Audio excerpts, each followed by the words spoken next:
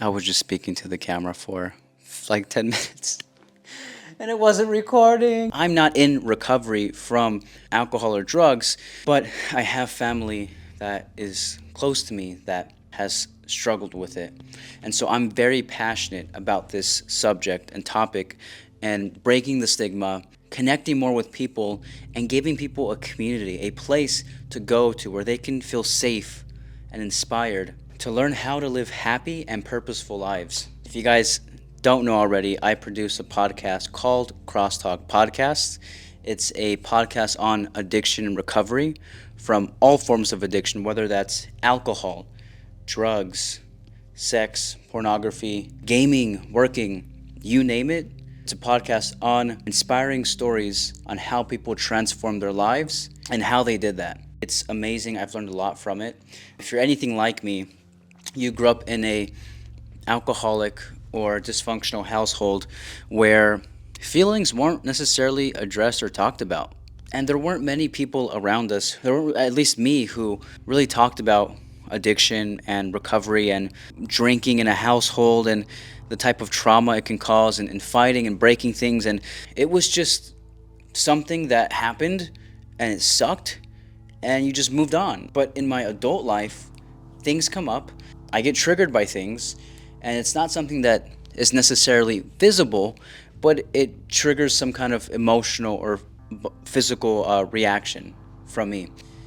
Knowing how to process those feelings and live on a day-to-day basis in a balanced way where you can actually connect with people and identify, not compare, opens up doors of opportunities for places, things that would have never been possible without that connection. So for me, it's been completely transformative. I'm not someone who comes from a privileged background, although I have food, good water, and a roof over my head, so that's pretty privileged to me. There was love in the house.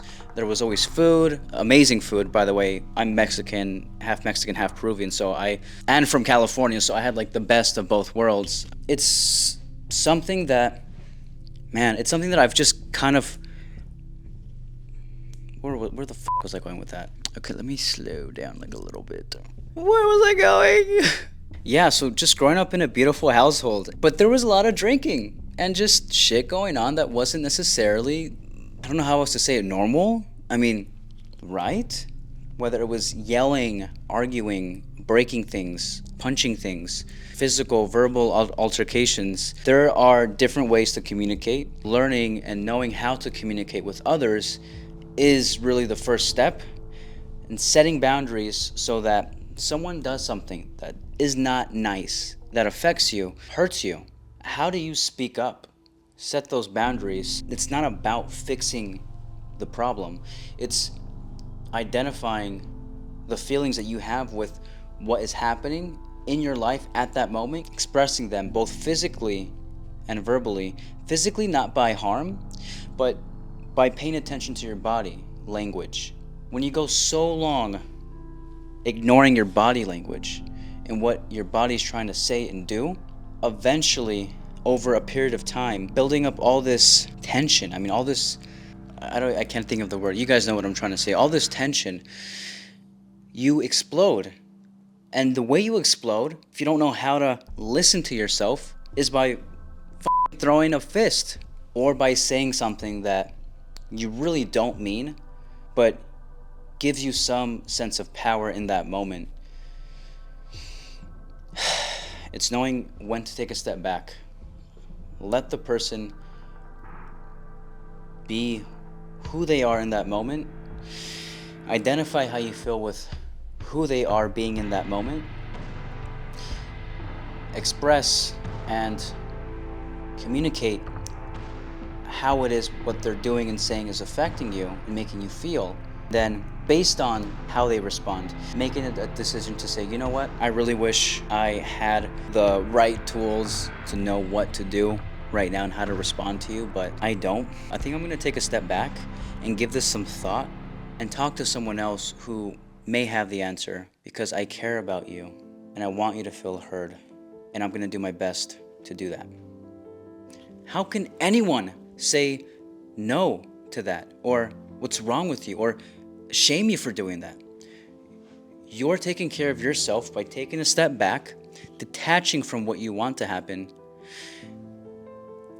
and telling the person that you don't have what it is that they're looking for in that moment, but you're more than willing to, because you love them, put in some thought to try to figure it out or to speak to someone who may have an answer. So the podcast means everything to me, of course. There's a lot of value, a lot of amazing things, and you learn through people's stories on that podcast. But really, I want to change that a little bit, because there are so many podcasts out there, but there's not many people who are creating communities of people who can connect one-on-one with people and actually make tangible changes in their lives. Stop consuming content, listen to Crosstalk Podcasts and other podcasts out there that shift your perspective, your way of thinking, and allow you to be more connected and more open to others. But then take action on that. Find your community. And look, we're all still figuring this shit out, this life out. But I have people around me who can carry me when I cannot walk. And I'm forever grateful for that. So check out the link in the description. It's free, the group. There's no cost to it. I'm still figuring out how often we're going to meet. I'll personally email you or text you. Subscribe, like the video if you feel what I'm sharing. Be yourself, because everyone else is taken.